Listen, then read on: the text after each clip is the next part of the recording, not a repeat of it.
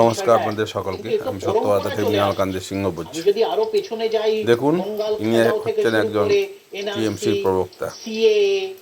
আমি বলছি, পাওয়ারে থাকলে মানুষ কি না করে। চিন্তা করুন, 95 বছরের লোক একটা মারা গেছে, তিনি কী কারণে আত্মহত্যা করছেন? তার নাতনি অমুক কথা বলছেন, তার মেয়ে, ছেলে, তার নিজের ছেলে, তার মেয়ে, তারা কিন্তু বলছেন না যে স্যার এসবের জন্য মারা গেছে। 95 বছর বয়স, তিনি মারা গেছেন। ওনার কি 2002-এর লিস্টে নাম ছিল না? যদি হয়ে গেল। কেউ যদি এখন মনে করো কি চীনে কোনো সিপিআইএম লিডারকে কেউ গুলি মেরে দিল, আর ওর জন্য যদি ভারতে কোনো সিপিআইএম লিডার যদি চিন্তাতে মানসিক দুশ্চিন্তায় গ্রস্ত হয়ে আত্মহত্যা করে দেয়, তো ওর জন্য দায়ী কি? এসআইআর হবে।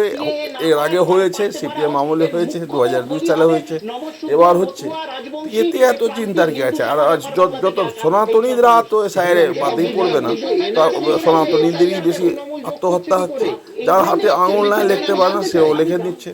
এসব অদ্ভুত জিনিস। এবং কোথাও গরু মরবে তো বলবে এসআইআর জন্য ওর মালিক খেতে দিচ্ছিল না চিন্তাতে, তা মারা গেল গরুটা।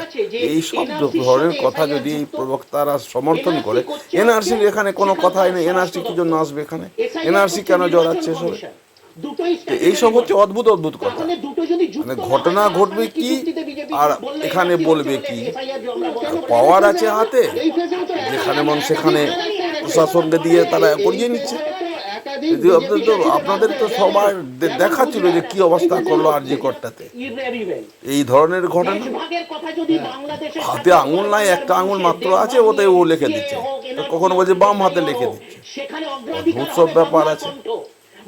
এখন যেটা যে লিখেছে তারই হাতের লেখা পাঠিয়ে দেবে টেস্টিংয়ে, বলো হ্যাঁ ওই একই হাতের লেখা হয়ে গেল। এতে যতক্ষণ পর্যন্ত সেন্ট্রালের হবে না, ইনভেস্টিগেশন হবে, তাহলে পরিষ্কার করে বোঝা যাবে। আর ফালতু কথা জুড়ে এখানে আতঙ্ক করার, ভয় দেখানোর কি প্রয়োজন আছে? এসআইআর হবেই যখন, না হলে তো রাষ্ট্রপতি শাসন হবে। তাহলে এইসব করে লাভটা কি? বন্ধ করবে না? সুপ্রিম কোর্টে যান না, বিহারে তো অনেকেই গেছিল সুপ্রিম কোর্টে, আপনাদেরই তো বাংলারই এমপি গেছিল। বন্ধ তো করতে করেন না। এসআইআর হবে, প্রক্রিয়া আছে, হবেই। বন্ধ হবে না তো লাভ হবে না আপনাদের। তো ফালতু অহেতুক এসব ঝামেলা না করে এসআইআরকে সমর্থন করেন, যেটা অরিজিনালি হয়। অদ্ভুত ব্যাপার। আপনি পারবেন না তো এসআইআর নিয়ে নানা রকম ফালতু কথা বলবেন, অসম্ভব সব কথা বলবেন। নমস্কার, আপনাদের ভালো লাগলে